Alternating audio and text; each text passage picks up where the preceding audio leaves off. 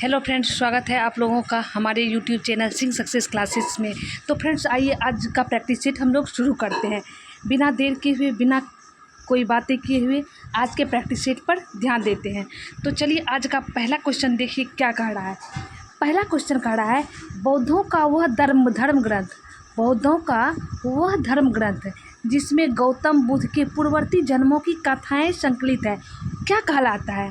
तो सीधी वे में समझिए फ्रेंड्स, सवाल कर रहा है, बौद्धों का वह ग्रंथ जिसमें गौतम बुद्ध के पूर्व जन्मों की कथाएं संकलित है, वह क्या कहलाता है। तो वह कहलाता है जातक। फ्रेंड्स, क्या कहलाता है, तो जातक। ऑप्शन नंबर बी करेक्ट हो जाएगा। चलिए चलते हैं अगले क्वेश्चन की ओर। अगला क्वेश्चन क्या कह रहा है, देखिए अगला क्वेश्चन कह रहा है, निम्नलिखित में कौन सा अंचल चंद्रगुप्त मौर्य साम्राज्य में शामिल नहीं था। तो देखिए कौन सा चंद्रगुप्त मौर्य के साम्राज्य में सम्मिलित नहीं था। तो देखिए फ्रेंड्स, अफगानिस्तान, बलूचिस्तान और बंगाल, ये सब क्षेत्र चंद्रगुप्त मौर्य के साम्राज्य में शामिल था, लेकिन तमिलनाडु शामिल नहीं था चंद्रगुप्त मौर्य के साम्राज्य में। ठीक है, चंद्रगुप्त मौर्य के साम्राज्य में कौन सा क्षेत्र शामिल नहीं था, तो तमिलनाडु नहीं था सम्मिलित अंचल चंद्रगुप्त मौर्य के साम्राज्य में। ठीक है, तो चलिए चलते हैं नेक्स्ट क्वेश्चन की।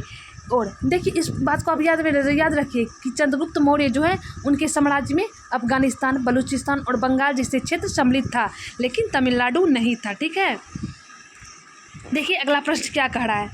अगला कह रहा है, बिंदुसार के शासनकाल में अशोक को किस अंचल का शासन दिया गया था। तो देखिए बिंदुसार के शासनकाल में जो है अशोक को किस अंचल का शासन दिया गया था। तो अशोक को तक्षशिला और उज्जैनी दोनों का कार्यभार दिया गया था। ठीक है, शासन प्रशासन देखने का अधिकार दिया गया था। ठीक है, बिंदुसार के शासनकाल में अशोक को तक्षशिला एवं उज्जैनी दोनों जगहों का। ठीक है, इस प्रकार ऑप्शन नंबर डी करेक्ट हो जाएगा, तक्षशिला और उज्जैनी दोनों। ठीक है फ्रेंड्स, देखिए अगला प्रश्न क्या कह रहा है। अगला कह रहा है, उत्तर भारत में गणतंत्र एवं राजतंत्र महाजनपद समूह की स्थापना कब हुई।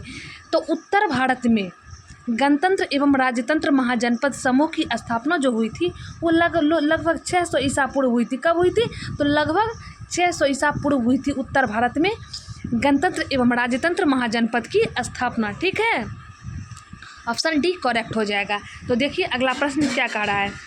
अगला प्रश्न कह रहा है फ्रेंड्स, किस शासन ने अपने को देवता का प्रिय कहलवाया है। तो किस शासन नहीं होगा, शासक होगा, इसका क्या होगा, शासक होगा। किस शासक ने अपने को देवताओं का प्रिय कहलवाया है, तो वो होगा अशोक। ठीक है, वो अपने आप को देवताओं का प्रिय मानते थे कि हम देवताओं का प्रिय हैं। ठीक है, तो देवताओं का प्रिय कौन कहलवाया, तो अशोक कहलवाए देवताओं का प्रिय। ठीक है, देखिए अगला प्रश्न क्या कह रहा है। अगला कह रहा है, निम्नलिखित में कौन सा सातवाहन शासक शकों, यवनों एवं पल्लवों के संहारकर्ता के रूप में जाने जाते हैं। तो गौतम पुत्र श्री सतकर्णी जो हैं, गौतमी पुत्र श्री सतकर्णी जो हैं, वो सातवाहन वंश के शकों, यवनों एवं पल्लवों के संहारकर्ता के रूप में जाने जाते हैं। अर्थात इस प्रकार कह सकते हैं कि सातवाहन जो शासक थे गौतमी पुत्र श्री सतकर्णी, वो शकों, यवनों एवं पल्लव इन सब वंशों का अंत किए थे। ठीक है, तो कौन किए थे इन सब वंशों का अंत, तो गौतमी पुत्र सतकर्णी किए थे। ठीक है, तो ऑप्शन नंबर डी करेक्ट हो जाएगा। देखिए अगला प्रश्न क्या कह रहा है। अगला कह रहा है, इलाहाबाद शिलालेख में समुद्रगुप्त की प्रशस्ति है, जिसके रचयिता उनके दरबारी कवि कौन है। तो जिनके रचयिता हरिसेन है, हरिसेन उनके दरबारी कवि हुआ करते थे। ठीक है, क्या कह रहा है फ्रेंड्स प्रश्न, तो कह रहा है इलाहाबाद शिलालेख में समुद्रगुप्त की प्रशस्ति है, जिसके रचयिता कौन है, तो जिसके रचयिता हरिसेन है, जो उनके दरबारी कवि हुआ करते थे। ठीक है, चलिए चलते हैं अगले प्रश्न की ओर। देखिए अगला प्रश्न क्या कह रहा है। अगला कह रहा है, गुप्त शासकों में से किसने विक्रमादित्य की उपाधि धारण की थी। तो चंद्रगुप्त द्वितीय जो है फ्रेंड्स, वो विक्रमादित्य की उपाधि धारण किए थे। कौन किए थे विक्रमादित्य की उपाधि धारण, तो विक्रमादित्य की उपाधि धारण चंद्रगुप्त द्वितीय किए थे। कौन किए थे, तो चंद्रगुप्त द्वितीय विक्रमादित्य की उपाधि को धारण किए थे। ठीक है, देखिए अगला प्रश्न क्या कह रहा है। देखिए फ्रेंड्स, इस प्रैक्टिस सेट में हिस्ट्री का क्वेश्चन आपको ज़्यादा मिलेगा, क्योंकि एग्जाम में हिस्ट्री का वेटेज अधिक रहता है। ठीक है, कह रहा निम्नलिखित विद्वानों में से किसने यह सिद्ध किया था कि धरती गोल है एवं अपनी धुरी पर चक्कर लगाती है। तो धरती गोल है एवं अपनी धुरी पर चक्कर लगाती थी, यह आर्यभट्ट महोदय का कहना था। किनका कहना था? तो आर्यभट्ट महोदय का कहना था कि धरती गोल है एवं अपनी अक्ष पर घूमती है, अर्थात अपनी धुरी पर चक्कर लगाती है। ठीक है, तो ऑप्शन नंबर 1 करेक्ट हो जाएगा। देखिए अगला प्रश्न क्या कह रहा है। अगला कह रहा है गुरु नानक का जन्म तलवंडी नामक स्थान पर, गुरु नानक का जन्म तलवंडी नामक स्थान पर किस वर्ष में तथा किस नदी के किनारे हुआ था। तो फ्रेंड्स इस बात को समझ लीजिए, गुरु नानक जी का जन्म तलवंडी नामक स्थान पर हुआ था। कहाँ हुआ था? तो तलवंडी नामक स्थान पर हुआ था 1469 में रॉबी नदी के किनारे। कब हुआ था? 1469 में रॉबी नदी के किनारे गुरु नानक का जन्म तलवंडी में हुआ था। ठीक है, तो रॉबी नदी तलवंडी में ही पड़ता है। देखिए अगला प्रश्न क्या कह रहा है। अगला कह रहा है पानीपत के प्रथम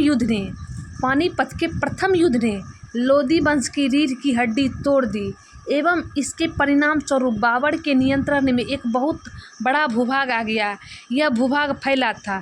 तो देखिए पानीपत का जो प्रथम हुआ था उसमें लोदी वंश की हार हुई थी। किस वंश की हार हुई थी?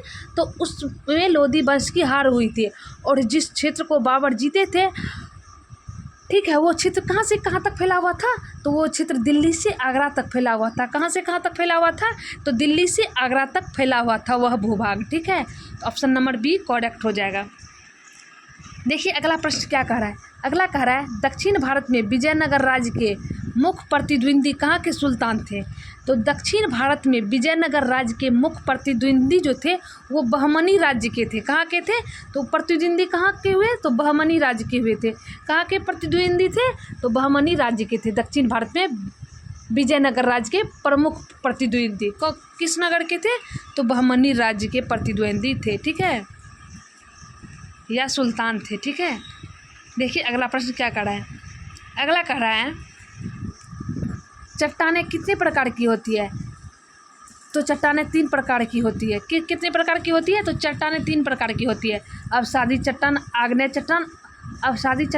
चट्टान और रूपांतरित चट्टान। कौन कौन 3 चट्टान होता है? तो अवसादी, आग्नेय और रूपांतरित, ये तीनों चट्टान होता है। ठीक है, चट्टान 3 प्रकार की होती है। देखिए अगला प्रश्न क्या कह रहा है। अगला कह रहा है भारत का सबसे पहला जल विद्युत कारखाना स्थापित किया गया, कब और कहाँ। तो देखिए भारत का सबसे पहला जल विद्युत कारखाना जो है वो शिव समुद्र में खोला गया 1902 में। कहाँ खोला गया? भारत का पहला जल विद्युत कारखाना। तो भारत का पहला जल विद्युत कारखाना जो है वो शिव समुद्र में 1902 में खोला गया।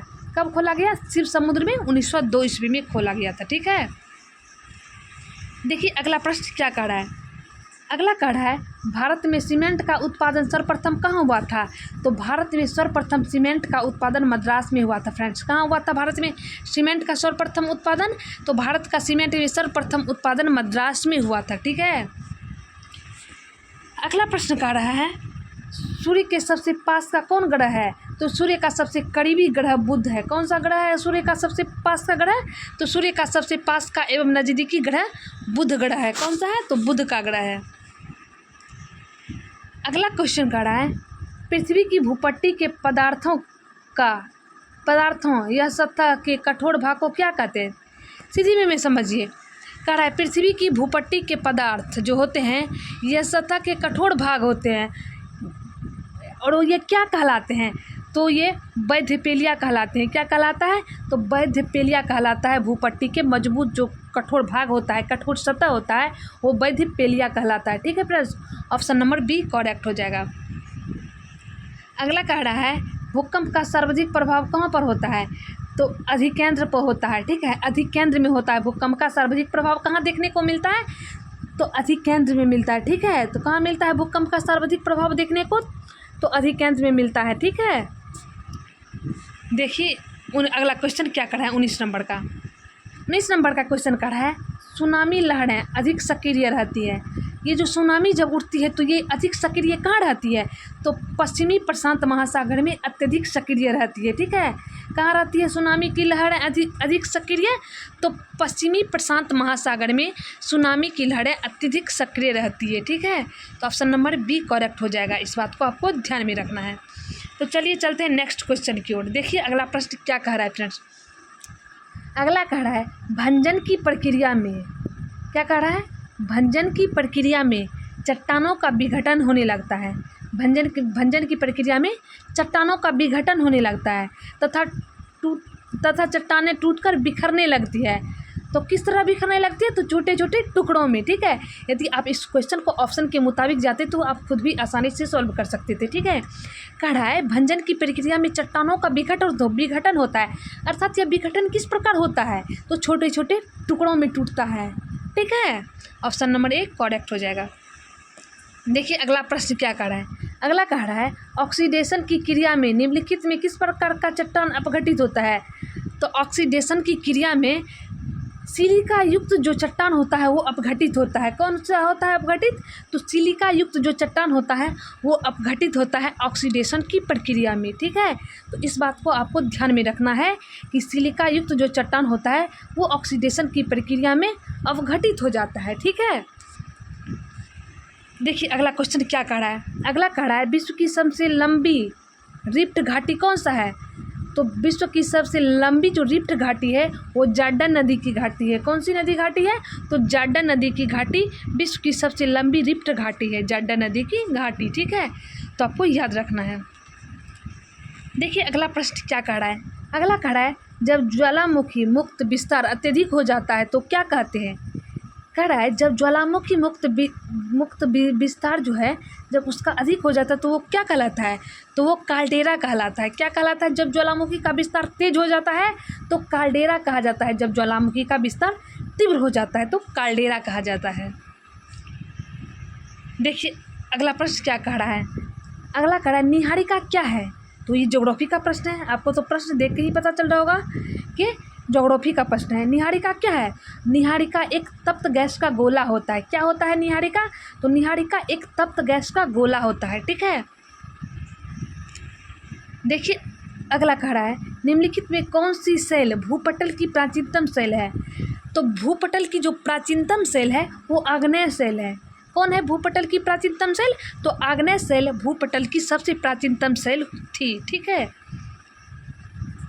तो चलिए चलते हैं नेक्स्ट क्वेश्चन की ओर। अगला क्वेश्चन देखिए क्या कह रहा है। अगला कह रहा है भारतीय संविधान का अनुच्छेद 17। देखिए भारतीय संविधान का अनुच्छेद 17 आर्टिकल 17 क्या कह रहा है? तो आर्टिकल 17 जो है अपश्रीयता का जो है उन्मूलन करता है। अपश्रीयता का उन्मूलन करता है, तो इस बात को याद रखना है। अपश्रीयता का उन्मूलन करता है आर्टिकल नंबर 17, ठीक है। तो चलिए चलते हैं नेक्स्ट क्वेश्चन की ओर। देखिए अगला कह रहा है संयुक्त सरकार देश में उस समय बनती है जब बहुदलीय संगठन है। क्या कह रहा है? सीधा समझिए, संयुक्त सरकार देश में उस समय बनती है जब बहुदलीय संगठनें होती है। कब बनती है संयुक्त सरकार देश में? तो जब बहुदलीय संगठन आपस में मिलती है या छोटे छोटे जो दल हैं मिलकर बहुदलीय संगठन का निर्माण करती है। संयुक्त सरकार इसी स्थिति में बनती है, ठीक है। संयुक्त सरकार इस स्थिति में बनती है जब छोटे छोटे दल मिलकर बहुदलीय संगठनों का निर्माण करती है, तभी उसे ही संयुक्त सरकार कहा जाता है, ठीक है। देखिए अगला प्रश्न क्या कर रहा है। अगला कर रहा है संसार में खाद्यान्न उत्पादन की अभिवृद्धि। संसार में खाद्यान्न उत्पादन की अभिवृद्धि का दायित्व संयुक्त राष्ट्र निम्नलिखित अभिकरणों में से किसका है? FAO का है। किसका है? देखिए FAO का है, ठीक है। क्या कह रहा है? संसार में खाद्यान्न उत्पादन की अभिवृद्धि का दायित्व संयुक्त राष्ट्र निम्नलिखित अभिकारकों में से किसका है? तो संसार में जो खाद्यान्न उत्पादन की जो अभिवृद्धि है इसमें किसका दायित्व होता है? खाद्यान्न उत्पादन में किसका दायित्व होता है? तो FAO का होता है। किसका होता है? तो FAO का पूर्ण दायित्व होता है, ठीक है फ्रेंड्स। देखिए अगला प्रश्न क्या कर रहा है। अगला कर रहा है वर्तमान लोकसभा में स्थानों का आवंटन निम्नलिखित में से किस जनगणना पर आधारित है? जो वर्तमान में लोकसभा में सीटों का आवंटन जो किया गया है तो 1971 के जनगणना पर आधारित किया गया है। किस जनगणना पर? तो 1971 की जनगणना पर आधारित वर्तमान में लोकसभा में स्थानों का आवंटन किया गया है, ठीक है। देखिए अगला प्रश्न कर रहा है संघीय कार्यपालिका की सर्वोच्च शक्ति किसमें निहित होती है? तो संघीय जो कार्यपालिका होती है वो सर्वोच्च शक्ति राष्ट्रपति के पद पर जो व्यक्ति होते हैं उनमें निहित होती है, ठीक है। अर्थात राष्ट्रपति में निहित होती है संघीय कार्यपालिका की सर्वोच्च शक्तियाँ। किस में निहित होती है? तो राष्ट्रपति में निहित होती है, ठीक है।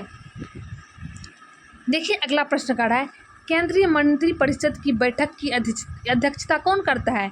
तो केंद्रीय मंत्रिपरिषद बैठक की अध्यक्षता प्रधानमंत्री करते हैं, ठीक है। कौन करते हैं केंद्रीय मंत्रिपरिषद बैठक की अध्यक्षता? तो प्रधानमंत्री करते हैं। जैसे अभी 18वीं लोकसभा चुनाव कंप्लीट हुआ 2024 में, ठीक है, हुआ ना। कौन सी लोकसभा चुनाव कंप्लीट हुई? तो 18वीं लोकसभा चुनाव कंप्लीट हुई है, ठीक है। तो इसमें प्रधानमंत्री कौन चुने गए? तो प्रधानमंत्री श्री नरेंद्र मोदी चुने गए, ठीक है। तो वो अपने इच्छा अनुसार जिसको अपने केंद्र में मंत्री देना था उसे मंत्री दिए, ठीक है। वो अपने इच्छा अनुसार मंत्री का चयन किए, ठीक है, और वो अध्यक्ष कहलाए। उन सब मंत्रिमंडल की अध्यक्षता कौन करेंगे? तो प्रधानमंत्री नरेंद्र मोदी उनकी अध्यक्षता करेंगे सभी मंत्रियों का, ठीक है। देखिए अगला प्रश्न का रहा है, संयुक्त राष्ट्र संघ का प्रधान कार्यालय कहाँ पर अवस्थित है? तो संयुक्त राष्ट्र संघ का प्रधान कार्यालय न्यूयॉर्क में अवस्थित है। कहाँ अवस्थित है फ्रेंड्स? संयुक्त राष्ट्र संघ का प्रधान कार्यालय तो न्यूयॉर्क में अवस्थित है संयुक्त राष्ट्र संघ का प्रधान कार्यालय, ठीक है। देखिए अगला प्रश्न क्या कर रहा है? अगला कह रहा है, भारत के सर्वोच्च न्यायालय में न्यायाधीशों की संख्या बढ़ाने का अधिकार किसके पास होती है? सर्वोच्च न्यायालय अर्थात सुप्रीम कोर्ट में है जो, उसमें न्यायाधीश की संख्या कौन बढ़ा सकते हैं? तो उसमें न्यायाधीश की संख्या बढ़ाने का अधिकार केवल और केवल सांसद को होता है। किसको होता है? तो भारत की सांसद को होता है सुप्रीम कोर्ट में न्यायाधीशों की संख्या में बढ़ोतरी करने का अधिकार, ठीक है। तो ऑप्शन नंबर सी करेक्ट हो जाएगा। देखिए फ्रेंड्स अगला प्रश्न कर रहा है, किसी तार में धारा प्रभावित करने से उसमें चुंबकीय गुण आ जाने के लिए आवश्यक है कि तार का पदार्थ होना चाहिए। तो उसमें आवश्यक ये होना चाहिए कोई भी विद्युत का सुचालक पदार्थ होना चाहिए, कोई भी हो लेकिन विद्युत का सुचालक होना चाहिए, ठीक है। यही आवश्यक शर्त होता है। ऑप्शन नंबर बी करेक्ट हो जाएगा। तो चलिए चलते हैं नेक्स्ट प्रश्न की ओर। देखिए अगला प्रश्न क्या कह रहा है? अगला कह रहा है, सूर्य की सतह का लगभग तापमान होता है।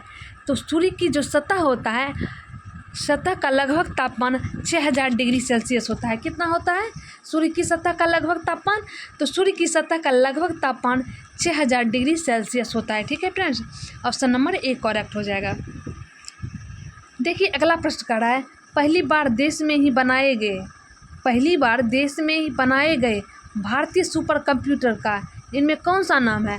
तो देखिए पहली बार जो देश में बनाया गया था भारतीय सुपर कंप्यूटर, उसका नाम था परम। क्या था उसका? कौन सा नाम था? तो उसका नाम परम था, ठीक है, सुपर कंप्यूटर का नाम। तो चलिए चलते हैं नेक्स्ट क्वेश्चन की ओर। देखिए अगला प्रश्न क्या कह रहा है? अगला कह रहा है, हीरे की चमक के लिए निम्नलिखित में कौन सा कारण उत्तरदायी है? तो हीरे का चमक जो है फ्रेंड्स, आप लोग जानते ही होंगे कि हीरे का जो चमकना होता है वो उच्च अपवर्तनांक के वजह से चमकता है। किसके वजह से चमकता है? तो उच्च अपवर्तनांक के वजह से सब चमकता है। लेकिन आज ये भी जान लीजिए उच्च पारदर्शिता की वजह से भी हीरा चमकता है। उच्च अपवर्तनांक और उच्च पारदर्शिता इन दोनों के वजहों से चमकता है हीरा, ठीक है। तो ऑप्शन नंबर एक सॉरी फ्रेंड्स, उच्च पारदर्शिता नहीं होगा, उच्च पारदर्शिता नहीं, उच्च घनत्व होगा, ठीक है। उच्च घनत्व उच्च अपवर्तनांक और उच्च घनत्व, उच्च अपवर्तनांक और उच्च घनत्व क्या होगा? हीरे का चमकना कौन सा कारण होगा? तो उच्च अपवर्तनांक और उच्च घनत्व इन दोनों की वजहों से हीरा चमकता है, ठीक है। तो ऑप्शन नंबर ए करेक्ट हो जाएगा। एक और दो दोनों। देखिए अगला प्रश्न 38 नंबर का क्या कह रहा है? यदि किसी लेंस का आधा भाग काले कागज से ढक दिया जाए तो क्या कह रहा है? यदि किसी लेंस का आधा भाग जो है वो काले कागज से यदि उसको ढक दिया जाए तो उसके द्वारा उत्पन्न प्रतिबिंब कैसा होगा? तो उससे उत्पन्न प्रतिबिंब होगा, ये देखिए, यदि किसी लेंस का आप यदि आधी भाग को ढक देते हैं कागज़ से तो उससे जो उत्पन्न होगा प्रतिबिंब वो कैसा होगा? तो जो प्रतिबिंब उत्पन्न होगा उसका प्रकाश कम होगा, अर्थात उसकी चमक कम हो जाएगी, ठीक है। क्या होगा? उसकी चमक कम हो जाएगी। देखिए अगला प्रश्न क्या कर रहा है? अगला कह रहा है अंतःकोशीय पाचन। अंतःकोशीय पाचन या अंतःकोशिकीय पाचन भी कह सकते हैं। अंतःकोशीय पाचन से संबंधित कोशिकीय संरचना कौन है? तो अंतःकोशीय पाचन से संबंधित जो संरचना है वो लाइसोसोम है। ठीक है, कौन है? तो लाइसोसोम है। तो ऑप्शन नंबर डी करेक्ट हो जाएगा। देखिए अगला प्रश्न क्या कर रहा है, 40 नंबर का क्वेश्चन। प्रकाश संश्लेषण में ऑक्सीजन।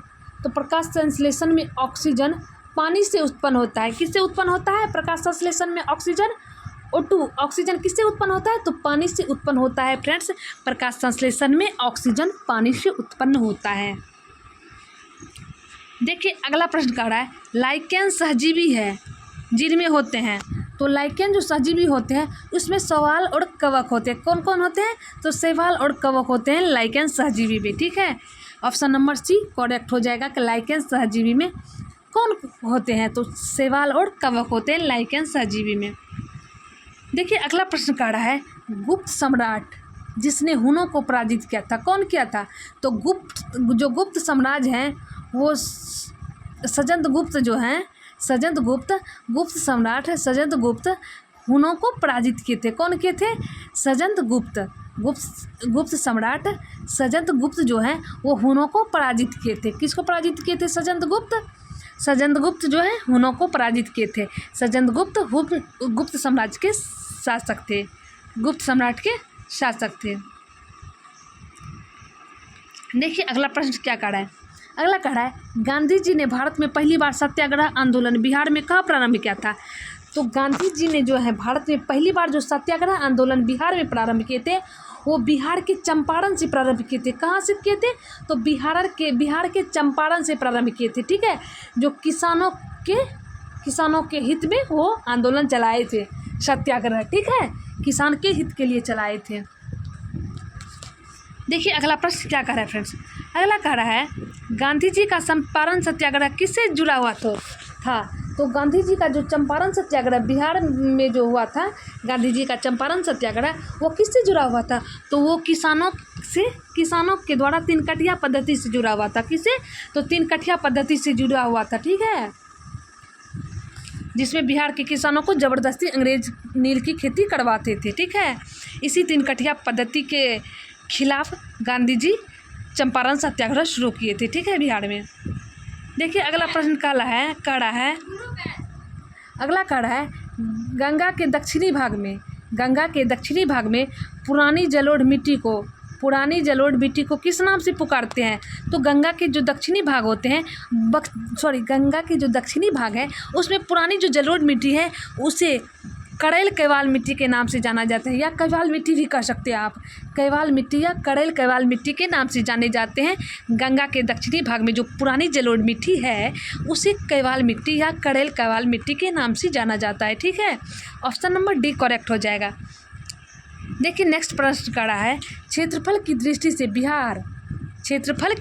से बिहार भारत में कौन सा स्थान रखता है? तो क्षेत्रफल याद रखना है। ठीक है, जनसंख्या नहीं कर रहा है, क्योंकि बहुत सारे लोग जनसंख्या का याद रख लेते हैं और कमेंट करते हैं ये आपने क्वेश्चन गलत बताया है। ठीक है, तो आपको सवाल पर ध्यान देना है। कह रहा है क्षेत्रफल की दृष्टि से बिहार का भारत में कौन सा स्थान है? बिहार में भारत का 12वां स्थान है। कौन सा है? 12वां स्थान है। ठीक है, तो ऑप्शन नंबर डी करेक्ट हो जाएगा। देखिए अगला प्रश्न क्या कर रहा है फ्रेंड्स, अगला कर रहा है राष्ट्रीय विस्फोटक डिटेक्शन कार्यशाला का आयोजन मार्च 2020 में कहाँ किया गया था? तो राष्ट्रीय विस्फोटक डिटेक्शन जो है कार्यशाला का जो आयोजन हुआ था मार्च 2020 में वो कहाँ किया गया था? वो पुणे में किया गया था। कहाँ किया गया था मार्च 2020 में? पुणे में किया गया था राष्ट्रीय विस्फोटक डिटेक्शन कार्यशाला का आयोजन। ठीक है, 2020 में पुणे में किया गया था। तो ऑप्शन नंबर डी करेक्ट हो जाएगा। देखिए 48 नंबर का क्वेश्चन कर रहा है जन औषधि सप्ताह 2020 मनाया गया। देखिए जन औषधि जो सप्ताह है 2020 में कब मनाया गया था? तो जन औषधि सप्ताह 2020 में 1 से 7 मार्च तक जन औषधि सप्ताह 2020 में मनाया गया था। कब से कब तक मनाया गया था? 1 से 7 तारीख के अंदर जन औषधि सप्ताह मनाया। सप्ताह वहाँ दिया हुआ है तो 7 दिन तक मनाया गया था। ठीक है, जन औषधि सप्ताह 1 से लेकर 7 तक मार्च 2020 में मनाया गया था जन औषधि सप्ताह। ठीक है फ्रेंड्स, तो ऑप्शन नंबर ए करेक्ट हो जाएगा। देखिए आज का 49 नंबर क्वेश्चन क्या कह रहा है। देखिए 49 नंबर का क्वेश्चन कह रहा है, पहला खेलो इंडिया विश्वविद्यालय, पहला खेलो इंडिया विश्वविद्यालय खेल 2020 का आयोजन कहाँ किया गया था। तो ओडिशा में किया गया था। कहाँ किया गया था फ्रेंड्स, तो ओडिशा में किया गया था पहला खेलो इंडिया विश्वविद्यालय खेल 2020 का आयोजन। कहाँ किया गया था, तो ओडिशा में किया गया था पहला खेलो इंडिया विश्वविद्यालय खेल 2020 का जो आयोजन हुआ था 2020 में, पहला खेलो इंडिया विश्वविद्यालय खेल का आयोजन जो 2020 में हुआ था वो ओडिशा राज्य में हुआ था। ठीक है, तो ऑप्शन नंबर सी करेक्ट हो जाएगा। देखिए आज का सबसे लास्ट क्वेश्चन, देखिए लास्ट क्वेश्चन क्या कह रहा है 50 नंबर का, पहला खेलो इंडिया विश्वविद्यालय खेल 2020 में, पहला खेलो इंडिया विश्वविद्यालय खेल 2020 में चैंपियंस ट्रॉफी किसने जीता था। तो देखिए चैंपियंस ट्रॉफी जो कौन जीता था, तो पंजाब विश्वविद्यालय चंडीगढ़ ने चैंपियंस ट्रॉफी को जीता था। ने दे सकते हैं, ठीक है, ने पंजाब विश्वविद्यालय चंडीगढ़ ने 2020 में चैंपियंस ट्रॉफी जीते थे। कौन जीते थे, पंजाब विश्वविद्यालय चंडीगढ़ में, ठीक है, जीता गया था 2020 में चैंपियंस ट्रॉफी। पहला खेलो इंडिया विश्वविद्यालय खेल 2020 में जो आयोजित हुआ था उसमें जो चैंपियन ट्रॉफी जीतने का कार्य किया तो पंजाब विश्वविद्यालय चंडीगढ़ में। ठीक है, तो ऑप्शन नंबर ए करेक्ट हो जाएगा। आज का प्रैक्टिस सेट यहीं समाप्त होता है। तो मिलते हैं फ्रेंड्स नेक्स्ट प्रैक्टिस सेट में। तो देखिए फ्रेंड्स हर प्रैक्टिस सेट बहुत ही इंपॉर्टेंट है। यदि आप हमारे चैनल पर प्रैक्टिस सेट को पहली बार देख रहे हैं तो चैनल सब्सक्राइब कर लीजिएगा ताकि आपको महत्वपूर्ण प्रैक्टिस सेट प्रत्येक दिन आपको मिलती रहे। और यदि आप हमारी क्लास को पहली बार देख रहे हैं तो पीछे की प्रैक्टिस शीट को भी देख लीजिएगा क्योंकि हर प्रैक्टिस शीट बहुत ही महत्वपूर्ण है। ज्ञान बिंदु जीएस एकेडमी पटना के द्वारा जो प्रोवाइड किया गया था वो भी क्वेश्चन आपको बहुत सारा हम प्रोवाइड किए हैं।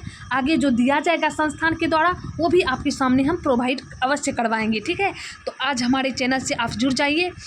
तो आज के लिए इतना ही, मिलते हैं नेक्स्ट प्रैक्टिस सेट में। जय हिंद, जय भारत।